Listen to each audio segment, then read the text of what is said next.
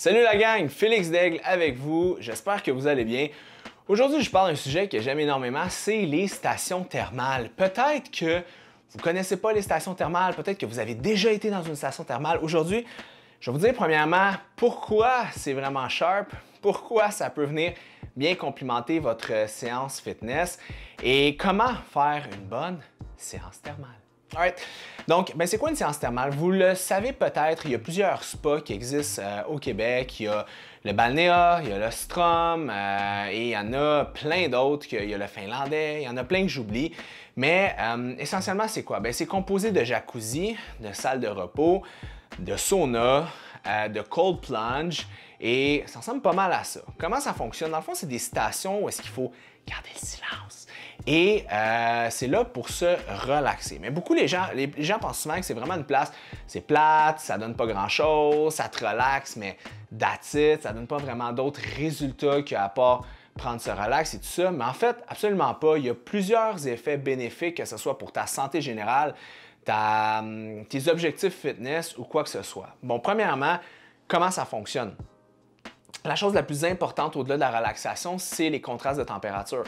Les contrastes de température qui sont créés par les stations thermales, du genre faire un sauna et par la suite aller dans un bain froid, il y a une multitude d'effets positifs. Il y a, je pense, la Dr. Rhonda Patrick, si je ne me trompe pas, qui a fait je ne sais pas combien de papiers là-dessus expliquant vraiment les bienfaits et les bénéfices. Si ça vous intéresse, vous pouvez aller regarder ça sur Google. Vous allez trouver pas mal d'informations. Mais essentiellement, c'est bon pour la longévité, c'est bon pour la santé cardiovasculaire, c'est bon pour la relaxation, c'est bon pour la récupération musculaire, la baisse de l'inflammation, même qu'il y aurait peut-être des effets positifs sur la testostérone, possiblement l'hormone de croissance, donc un effet anti-aging. Bref, c'est vraiment sharp. Mais au-delà de ça, c'est l'effet que ça vous donne, OK? Donc, le but, c'est d'aller vraiment dans des contrastes qui sont intéressants. Il y a les jacuzzis aussi qui peuvent être possibles, donc c'est les espèces de bains chauds avec comme des spas que vous pouvez avoir chez vous. C'est intéressant aussi, c'est juste que la chaleur que tu vas aller chercher dans un spa n'est pas, à mon sens, assez haute pour créer des contrastes de température qui sont significatifs, OK? Maintenant, comment utiliser ça? La première des choses qu'il faut faire, c'est lorsque vous débutez votre séance, prenez une douche. Okay? Vous ne voulez pas passer la journée à suer ou dans votre auto, ou là c'est l'été, quoi que ce soit, et vous lancer dans l'espèce de bain ou de spa avec tout le monde. C'est dégueulasse. Okay? Fait que prenez 2 secondes pour vous rincer, c'est l'idéal. La deuxième des choses, là, vous commencez.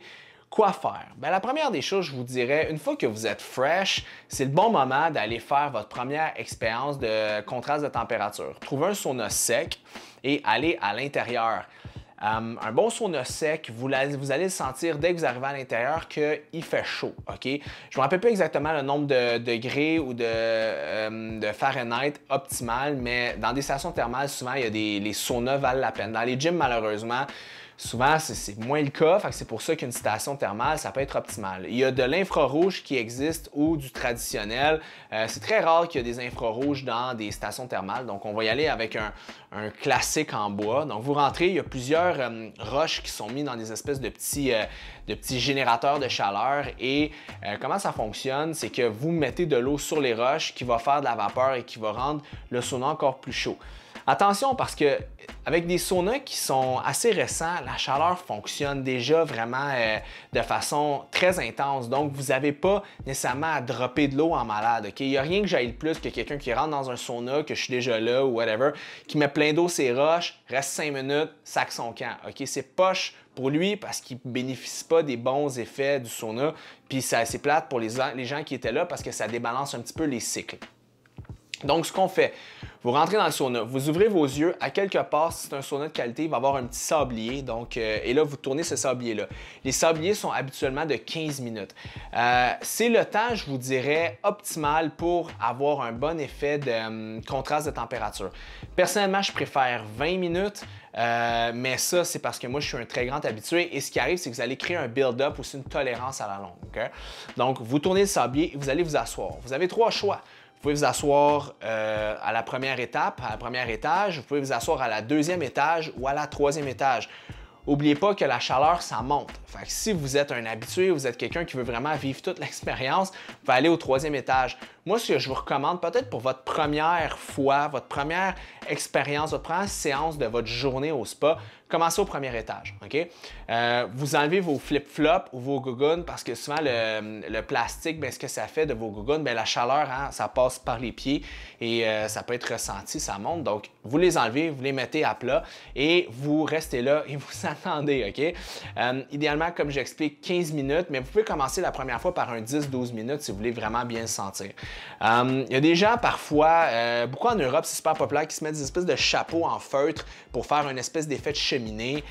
Ça augmenterait la chaleur et tout ça. Personnellement, pour l'avoir déjà essayé dans des saunas aux États-Unis, ça fonctionne plus ou moins bien. Je vous dirais, gardez la tête libre, pas obligé d'avoir de chapeau en feutre.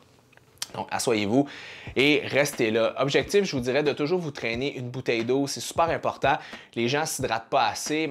Vous le savez, les gens sont majoritairement déshydratés à l'habitude. Donc, avoir une bonne bouteille d'eau, traînez ça avec vous. Ça va vous aider à toffer tout le long. OK? La bouteille à choisir, pas des bouteilles en stainless steel. Prenez-vous un bon vieux shaker de shake et laissez le copeau un peu ouvert. Et remplissez-le au maximum d'eau. Pourquoi? Parce que sinon, le plastique devient très chaud. Vous pouvez vous brûler les doigts. Donc, en ayant assez d'eau dans la bouteille, vous pouvez prendre juste la bouteille et boire, ça va bien. Si vous êtes vraiment consciencieux par rapport à votre santé d'électrolytes, vous pouvez mettre un mélange d'électrolytes à l'intérieur de votre bouteille d'eau, donc sodium, potassium, magnésium. Il y a plein de mélanges qui sont disponibles dans votre bon marché de suppléments à côté de chez vous ou quoi que ce soit si vous voulez vraiment vous aider. Sinon, bien, avant votre séance de station thermale, de spa, de sauna, essayez de prendre un repas et mettez du sel un petit peu dans le repas. C'est quelque chose qui va vous aider. Si vous êtes capable de manger des pommes de terre aussi cette journée-là, ça peut aussi vous aider. Donc, la première étape, c'est de faire, mettons, votre 10 minutes. Il faut toujours que les 3 dernières minutes soient un combat. OK? Il ne faut pas que ce soit facile, il ne faut pas que ce soit agréable. OK? Le côté agréable vient après, comme un entraînement. Donc, vous le faites, là, vous êtes là. C'est dur, vous toffez, vous attendez, tout ça, et par la suite, vous sortez. Il y a toujours on appelle ça un bain froid, un cold plunge, donc un plouche froid, je ne sais pas comment on le dit en français, pour vous immerger à l'intérieur. Moi, je vous conseille la première fois que vous le faites, mettez pas votre visage, mettez pas votre tête, ça peut être un peu trop intense, mais il faut rentrer dans le cold plunge jusqu'au-dessus des oreilles. OK? On veut que la partie du cœur aussi soit dans le froid. Qu'est-ce qui va arriver? C'est qu'on est en vasodilatation, on va tomber en vasoconstriction, donc le sang au niveau du corps va faire un effet assez intense et c'est là qu'on va avoir le choc thermal, le choc de température. Donc, il faut rester dans le bain minimum 15 secondes, maximum 1 minute, 2 minutes, whatever, c'est pas important. Ben, en fait, c'est important, mais pour commencer, c'est pas trop grave. Et par la suite, vous sortez. Et moi, je vous conseille de vous mettre dans un endroit qui est tempéré. Donc, on va faire très chaud, après on va faire très froid et après on va faire détente, relaxation, tempéré. C'est la meilleure façon de faire votre cycle, si vous voulez, au niveau de votre premier sauna. Donc là, vous le faites, vous sortez, c'est normal, vous allez être un peu étourdi. Si vous voulez voir que votre contraste a été bon, parfois on a un petit peu de reflux gastrique qui peut arriver dans le froid. Après un certain temps, ça brûle un peu au niveau de l'œsophage, c'est normal. Donc lorsque vous sortez, vous allez être un petit peu étourdi, allez vous asseoir ou allez vous coucher. Bref, trouvez-vous juste une place pour prendre ce relax pendant un 10, 12, 15 minutes avant de recommencer l'expérience. OK? Donc, le nombre de saunas, le nombre de cycles comme ça que vous allez faire, honnêtement, ça dépend vraiment de vous. Vous pouvez en faire plusieurs. Moi, quand j'ai le temps, j'en fais autour de 5. Sinon, quand je suis pressé, je vais en faire autour de 2-3. Moi, si j'ai un abonnement, c'est le fun. C'est à 15 minutes à côté de chez moi. Fait c'est cool. Mais c'est la meilleure des choses à faire. Donc, vraiment, ces contrastes-là. Puis en plus, là, c'est pas super important ou c'est pas super significatif, mais vous allez quand même brûler un peu de calories. C'est pas juste de l'eau, vous allez brûler un peu de calories dans ce périple-là. OK? En plus de ça, c'est bon pour la peau, c'est bon pour les boutons, c'est bon pour les toxines. Hein? Il y a plusieurs façons d'éliminer les toxines, puis la sudation, c'en est une. Bref, il y a plein de choses qui pourront vous aider et qui est super positif à faire ça. La deuxième des choses que vous avez dans les stations thermales, vous avez les fameux jacuzzi, les fameux spas. Personnellement, je ne suis pas un super grand fervent de ça, peut-être à cause de la quantité de produits chimiques qu'il y a là-dedans pour que ça reste clean, non, je sais pas. Mais ça peut être intéressant de le faire, mais je vous dirais peut-être plus le faire en fin de séance. Une fois que vous êtes vraiment brûlé, une fois que ça a travaillé fort, c'est peut-être le meilleur moment de le faire pour relaxer les muscles et continuer à vous détendre. Sinon, vous avez des salles de repos qui sont intérieures. Les salles de repos, c'est intéressant parce que c'est tempéré. Et souvent, il y a des petits feux, il y a des endroits avec de la musique pour vous détendre. Et c'est un bon moment de pratiquer la méditation. Si vous n'avez jamais fait de la méditation, si vous trouvez ça un peu funky, un peu bizarre, que ce soit à l'extérieur ou que ce soit à l'intérieur, la méditation peut être intéressant. Comment le faire? Commencez par prendre des grandes respirations par le nez, on souffle par la bouche. Vous pouvez compter 3 à 5 secondes pour inspirer, 3 à 5 secondes pour expirer avec une pause de 1 ou 2 secondes entre les deux. 5 à 10 fois comme ça, essayez de vous vider la tête. Bref, il y a plein de tutoriels de méditation, mais c'est une bonne façon honnêtement de récupérer. Moi, pour vrai, c'est un incontournable avec l'entraînement.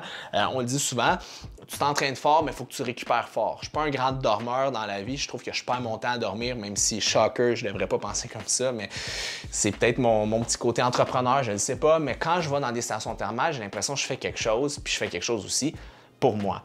Donc, je vous dirais, c'est la meilleure façon d'utiliser ça. Vous allez toujours avoir un peignoir et une serviette. Dans le spa, dans le sauna, je vous conseille toujours de mettre la serviette, vous asseoir sur la serviette. Vous pouvez vous coucher dans un sauna. Moi, personnellement, je ne le fais pas. Je trouve ça gossant quand tu arrives pour t'asseoir, puis là, il y a du monde, puis là, tout le monde est couché. Puis là... Mais si c'est vide, s'il n'y a personne, vous pouvez vous coucher. Mais vous allez être 2 fois plus résistant. Vous allez 2 fois être plus tolérant si vous êtes couché que si vous êtes assis. Donc, c'est juste d'en prendre aussi considération lorsque vous le faites. What else qui est intéressant à savoir? Ah oui, toujours avoir des flip-flops, des gougounes pour vous promener, très important. Il y a les saunas aussi vapeur, exemple des hammams ou des choses comme ça. Personnellement, je trouve que respirer avec beaucoup de gouttelettes d'eau, c'est moins facile, mais je suis capable d'aller chercher une chaleur interne souvent plus rapidement dans un hammam qui est bien fait, avec un bon steam. C'est juste que ça dépend souvent des saunas, des stations thermales. Il y en a qui ont des super bons hammams, des super bons steam rooms. Il y en a d'autres, c'est comme ça devient froid, puis là, pop, pop, pop, pop, pop, psh, voyons. La fumée, pas la fumée, mais la vapeur sort, dis-je, excusez-moi. Et là, ça devient chaud. Fait que je trouve des fois que c'est difficile parce que c'est pas constant, mais une bonne place, ça peut exister aussi. Et vous faites la même chose avec un steam room. Les contrastes de température sont faits aussi de la bonne façon. Quoi ne pas faire dans les stations thermales? Parler trop fort, c'est fatigant. Vous adresser à des gens qui sont dans un mode de relaxation aussi, ça peut être un petit peu gossant. T'sais, souvent, les gens vont là pour relaxer, se détendre et tout ça. Ça peut être un petit peu des fois annoying, surtout pour les autres. Attention de ne pas blaster les roches quand vous rentrez dans un sauna. Toujours gentiment demander aux gens, est-ce que je peux rajouter de l'eau, quoi que ce soit. Et si vous êtes quelqu'un qui rajoute de l'eau sur les roches, de grâce, allez vous asseoir en haut. On ne vous veut pas en bas, OK? Sinon, montez en haut et prenez votre pied là. Aussi, si vous voulez vraiment bénéficier des saunas, faites des vraies séances, au moins 10 minutes. Allez pas là 2-3 minutes, ça donne absolument rien. Et il faut faire les cold plunge aussi. Je sais que c'est la partie difficile, c'est la partie challengeante, mais le vrai bonheur va arriver après. Imaginez que le cold plunge, c'est comme les dernières répétitions quand on fait de la musculation. Ils sont difficiles, sont challengeantes, sont rushantes, mais c'est eux qui vont vous donner un réel bénéfices. Est-ce que j'oublie d'autres choses? Ah, faites attention aussi à l'alcool. Souvent, les stations thermales offrent, on peut prendre un verre de vin, ils ont des terrasses et tout ça, mais vous savez, avec l'alcool et la chaleur, des fois, ça fait pas bon ménage. Fait que faites attention à ça.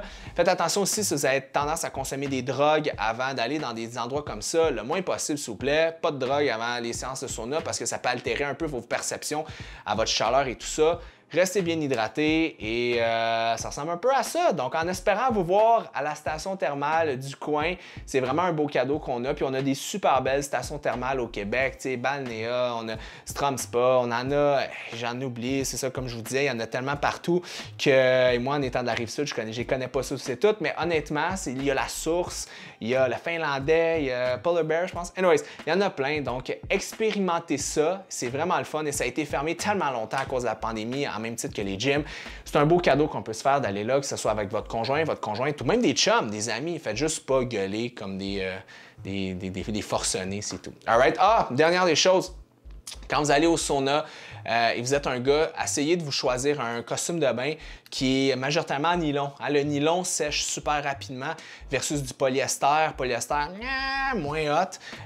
Puis souvent, ça donne un effet un peu plastique. Du nylon, c'est sûr c'est moins beau sur des photos du nylon, mais du nylon, honnêtement, moi, j'essaie d'avoir des maillots qu'en nylon. Ça sèche vite, quelques minutes, c'est fait. C'est vraiment génial. C'est ce que vous voulez porter si vous êtes un gars et vous allez dans un sauna. Alright, donc on se voit aux prochaines vidéos. Ciao guys!